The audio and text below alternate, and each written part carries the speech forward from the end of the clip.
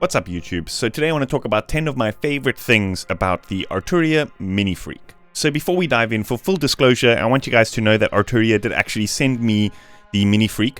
However, I did actually ask them for it. I was like, hey guys, you saw those videos I did with the MicroFreak, how about a Minifreak? And they hooked it up. So they're not actually asking to see any of the content that I do to alter my opinion on the synth or anything like that. So the opinions in this video are 100% my own. So anyway, without blabbering too much, let's dive in and have a look.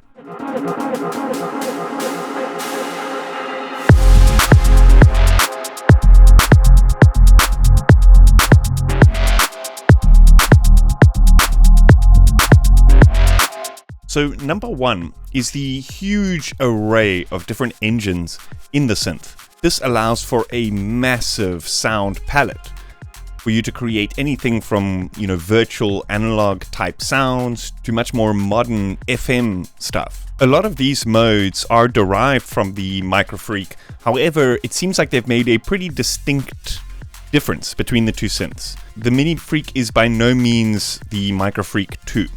It seems like we're getting upgrades for the MicroFreak that the MiniFreak is not going to see, and vice versa. Which leads me to believe that they're kind of going for the idea of two separate synths completely, which I think is kind of cool. For those MicroFreak owners who wanting to get a MiniFreak, it's not like you now have a synth that you either have to sell or it's going to sit on your shelf doing nothing. So it's still cool to see Arturia looking after their older products. It also just means that the lifespan and updates that we're most likely going to see for the MiniFreak in the future is going to be pretty good. So one of the things that's truly special about the engines in the MiniFreak is that the second oscillator can actually be used as a kind of filter or FM routing system. So this isn't very obvious at first because the first engine is probably what you're going to be playing with the most. You're probably going to start off creating kind of single oscillator sounds, and only once you're kind of a little bit more comfortable with the layout of the synths will you start experimenting maybe with another oscillator. And only when you switch on oscillator 2, you might notice that they've got some extra engines in there that aren't available in oscillator 1. So those engines are an FM RM engine. This one is pretty interesting because it allows you to route the signal from oscillator 1 into this oscillator and then use that as an FM source for another oscillator. So you can get some really complex FM sounds. The next is a multi-filter, which is similar to the multi-filter in Pigments. Then we have the surgeon filter, which is similar to the surgeon filter in Pigments. There's a comb filter, a phaser filter, and then something called destroy, which I think is kind of like a distortion bit crush kind of thing.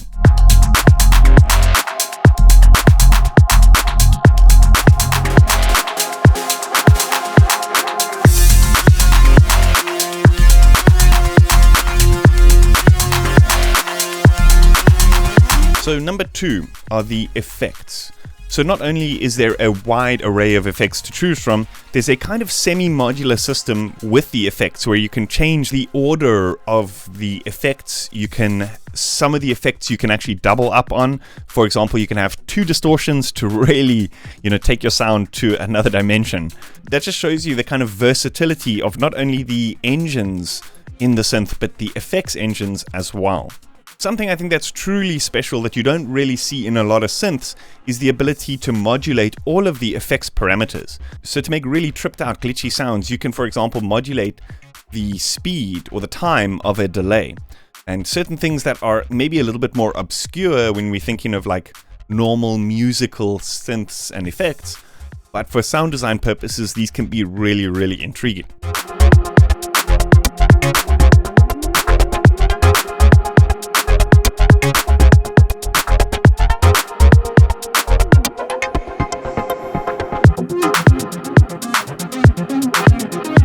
So number 3 is the macro system.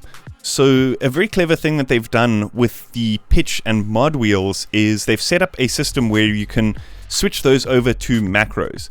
So the macros allow you, much like macros in Serum or Vital, they allow you to assign multiple parameters to a single parameter. And this is really cool to, a lot of the time with hardware synths we have just the mod wheel to assign as a kind of macro. So you can kind of think of it as having 2 extra mod wheels.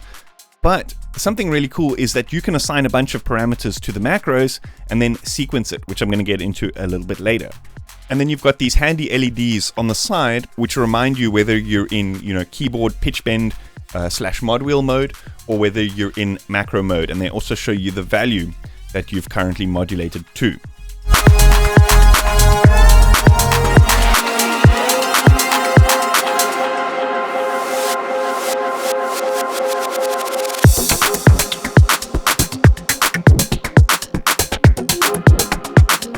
So number 4 is the matrix, and how easy it is to quickly read what kind of modulations you have going on in your patch.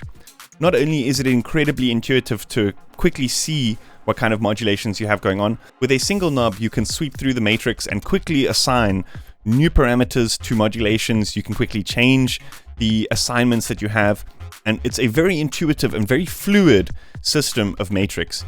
Even when compared to software, it's incredibly intuitive.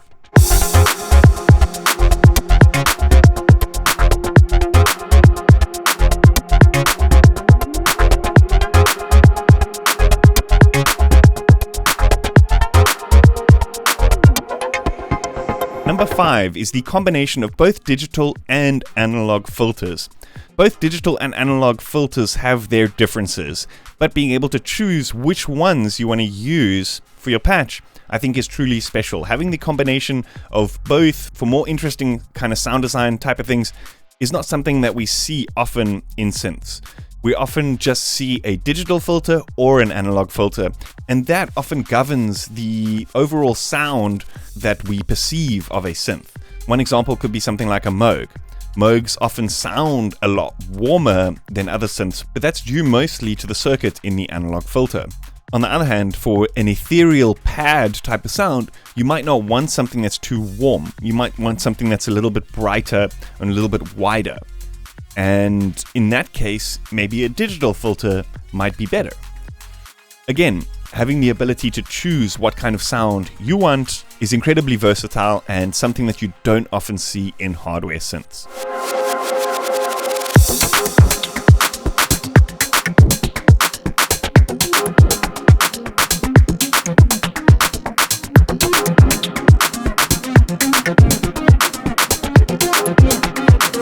Number 6 is the incredibly intuitive layout and workflow that you can achieve with the MiniFreak. Because the layout is incredibly simple, you can learn it very quickly, and you end up flying through the parameters very fluidly. Like I said, the layout is very intuitive. It's almost laid out from left to right as the signal flows. So you've got the oscillators on the left, then you have the filter, and then you have the effects on the right. So it's very easy to visualize the signal flow on the synth. Some synths are incredibly complex with, knobs all over the place, and, just trying to figure out how to sculpt the sound can be a little bit confusing. Like I said, with the MiniFreak, it's incredibly immediate. There's a lot of hands-on control, but it's also very simple.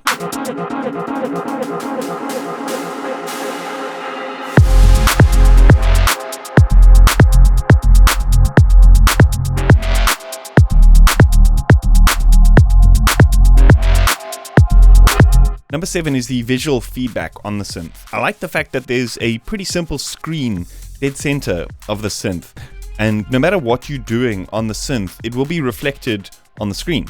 So let's say, for example, you're changing the LFO shape or something like that. You'll see exactly what the shape is on the screen. Yes, of course, you do want to use your ears as much as possible, but sometimes it's pretty hard to figure out what is assigned to what, and being able to quickly just visualize the shape of an LFO or the shape of an oscillator or something like that is incredibly intuitive. So as you're moving through the different sections, if you're tweaking the effects parameters, those will show up on the screen. If you're tweaking the oscillators, those will show up on the screen. And it's a very intuitive visual feedback. And then also going back to the thing about the matrix, everything is just designed around this incredibly intuitive layout.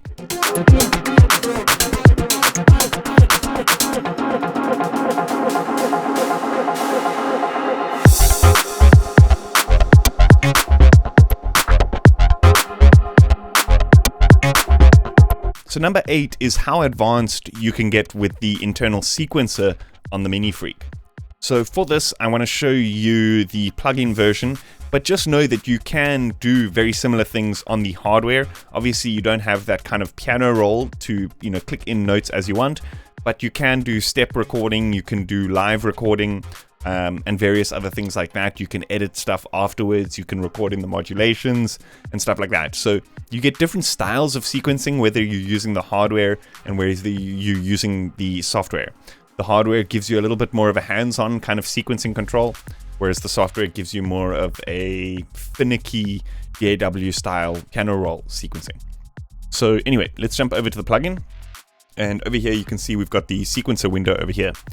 So this is very similar to something that you would know like from your DAW's piano roll. And over here we can actually draw in notes. You can do polyphonic or monophonic sequences. And along the bottom here, we've actually got this modulations panel. And this allows us to modulate anything within the patch. We can modulate the macros here. So let's say, for example, we can draw in different modulations like this. Let's say with this glide parameter here, we can draw in different modulations like this. So you can get pretty advanced with the sequences and stuff for your patches, both in the software and in the hardware.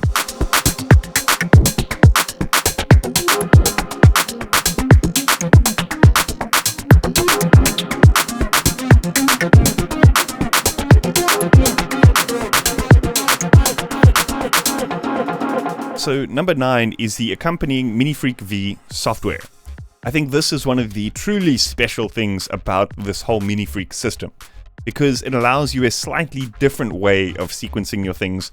It allows you to maybe create a patch on the hardware, load it into the software and get a little bit more technical with it, or vice versa, create a patch in the software that's kind of super technical and then just let loose and play it on the actual hardware synth. So I like the idea of two different ways of creating sounds. One might be more suited to the way that you prefer, and I think having both options is really powerful. There's certain things that the software opens up, like for example, the slightly more advanced sequencing. You've also got a slightly easier way of controlling these shaper modulations.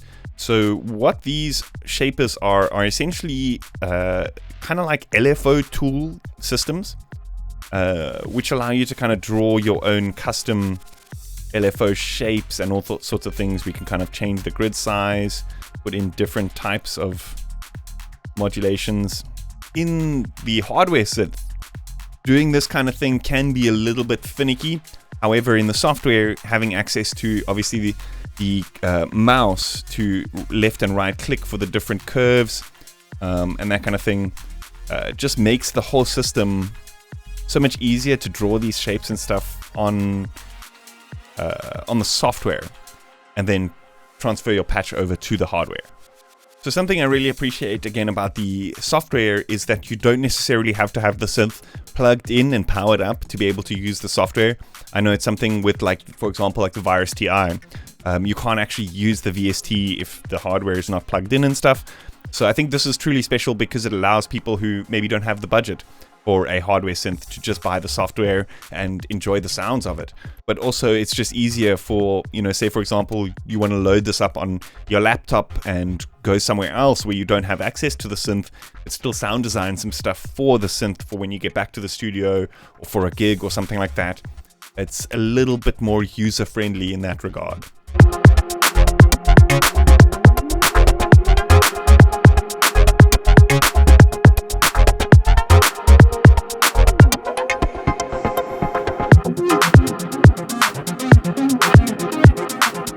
Finally, number 10 is the build quality. So there's been obviously a pretty massive upgrade in the build quality between the MicroFreak and the MiniFreak. It's quite a hefty unit. As you can see, we've got the kind of big audio jacks on the back, as well as actual MIDI on the back, not the mini jacks. I think that's pretty cool because it allows you to get balanced audio from your synth into whatever your system is. That being said, you could potentially just use the hardware, create a patch, and just use the VST, so you don't have any of that audio imprint from the preamps in your sound card. You can get a completely clean sound from the VST version, depending obviously on what your needs are. But the chassis is a lot more solid. The MicroFreak was a little bit on the plastic side, whereas it feels like they've gone the extra mile with the MiniFreak.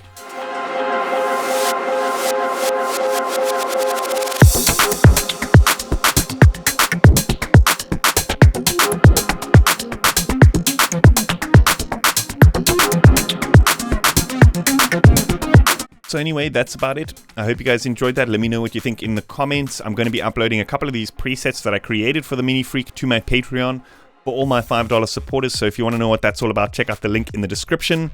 And as always, if you haven't yet, please consider hitting that like button and subscribing to my channel. I'll see you guys next time. Cheers.